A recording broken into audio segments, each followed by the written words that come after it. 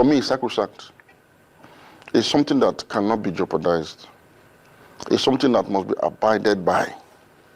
And so for any serious opposition that wants to challenge the incumbent President Ahmed Bola Tinubu, who is from the South, that such a party, it will be in his own interest to field a Southern candidate. And since an aspirant like Peter Obi has come out to say clearly and in bold relief that I will run for just one time because I also respect zoning. And he didn't just say it, he made a proposition to the coalition he's just joined, the ADC, in that respect. And he has also granted an interview where he was seen in colors,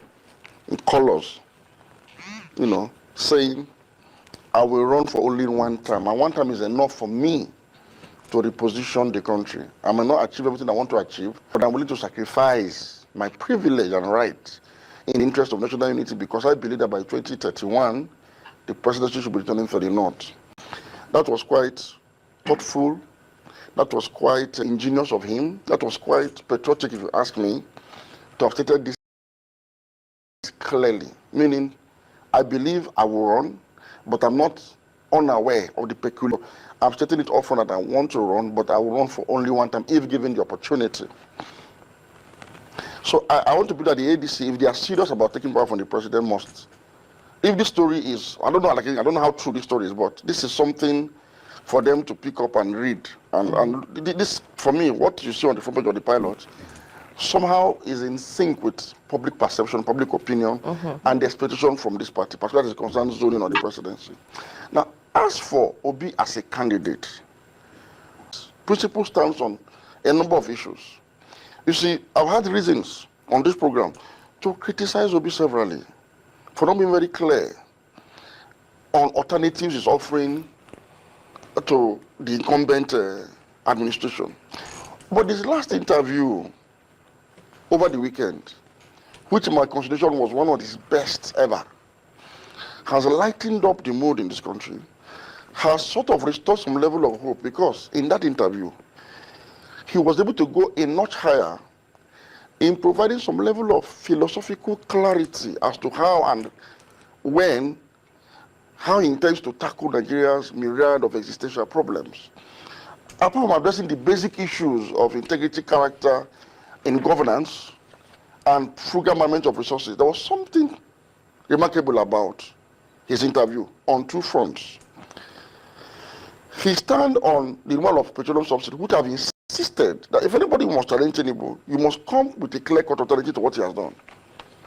For the first time, I think Obi too, like I've always said, that 2 years enough for both those in power and those in the opposition to have taken time to reflect on the effect of subsidy removal and come up with a change of position. He seems to have adopted that because, for the first time, Obi said he would first tackle the corruption associated with subsidy to ascertain what exactly Nigeria is paying for in subsidy before taking the next step. This is like a strong shift from his orthodoxy, or the position of orthodoxy of it has to go because subsidy in itself is bad.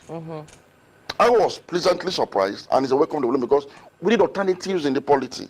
I'm speaking about this morning because it's an alternative is offered now. Yes. So look, why not look at the corruption, and then going forward, let us now know what is it that we are really paying for, and probably if it does not hurt the system, then we can continue.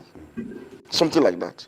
I expect him in the coming days to also sharpen this, direction he's taking now, sharpen it, and make it to a policy statement. Now, there's something remarkable you also talked about, borrowing. That is going to borrow, but to invest in businesses. Ladies and gentlemen, you should have, definitely I would have been excited. I've always said that government has to do business. And that if government must borrow, it has to be to do business. And when they asked him, what kind of business will he invest in, he said agricultural production across the value chains. Because he believes that agriculture will yield for Nigeria much more than oil is doing. So it means he himself is considering the fact that government must have a role to play in the means of production. These are the kind of alternatives we want to see. So we can have decent conversations here going forward. And let me tell you, what this man has done is going to put pressure on the incumbent administration to also look at their own policy, their own stand, and begin to adjust accordingly. And that is the beauty of democracy. So at the end of the day, we have qualitative discourse in the polity. It begins to yield results for the people. That's everybody. what democracy is all about. Absolutely. And so he has risen up to the challenge of being the true voice of opposition, something we've been yearning for since 2023. But So what do you make to say? What do you say to people that say, well, look, fine, it all sounds great, like you put it, but that he has probably shot himself in the foot by leaving the Labour Party to the ADC, where he's up against serious political heavyweights? Okay, according to him, he's not left the Labour Party. You see, this is like a special arrangement. He said he's still a member of the Labour Party. He made it clear. But this ADC is like a coming together of people from all across political parties who have joined ADC fully for the purpose of teaming up to challenge incumbents. Because the last experience was that because the opposition was splintered along 3 major axes, it was easy for the president to have taken the day after 8 years of underperformance by the APC. a lot of underperformance by the APC. So maybe they're trying to come together to see if they can find a common ground.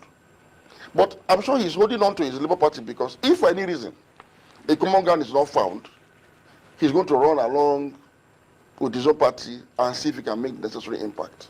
So he's not trying to eat his cake and have it by doing that? No, I think he's just being strategic, really, at this stage. I think there's nothing wrong with what he's done yet. Of course, you know me. I wouldn't say it the way it is not. I think for now, it is still, they're trying to form an alliance. There's nothing wrong with an alliance in a democracy. Most multi-party democracies usually come through an alliance to upstage democratically those that are in government. There's nothing wrong. Macron, for example, is a product of a broad-based alliance. President Lula da Silva came into power the first time and even now through a broad coalition. In fact, it might interest you that the ANC of South Africa, as you see, is a coalition of political parties, including COSATU, the Labour organization in that country. So there's nothing wrong with the coalition. But you talked about putting your best foot forward, yes, and also looking at the reading the room, yes, of course. And I bring this because of the ADC stats. They're saying ADC Sean zoning throws presidential ticket open to North, South, Atiku, P2B, Amechi may clash at primaries. Governorship, senatorial, other tickets all open to all aspirants, daily asset. But when you listen to that, do you think that's a coalition that understands the reading of the room? No.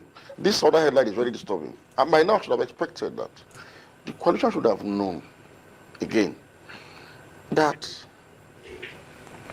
time and events throw up certain kind of peculiarities in both aspirations, candidacy, and political party management. If you look at the ADC has gained traction, surprisingly, not because of in spite of the assemblage of men of yesteryears that are largely uninspiring, people that you can't even follow, you can't even land on behind, including, of course, the chairman of the ADC, the former Senate President, David Mark, including the Potem National Secretary. When you look at the ADC and the structures as currently constituted, it's uninspiring. You could as well go to sleep and say, let them slug it out by themselves, and whoever defeats the other, so be it. But something changed when Obi stepped into that hall that day and identified with the coalition. The support the coalition is getting today, which is actually substantial, I must tell you this, surprisingly. I didn't give this coalition a chance. But I can tell that from the feelers we're getting on the ground, a lot of people are now gravitating towards the coalition and are waiting with bated breath to see what they will come up with in the next.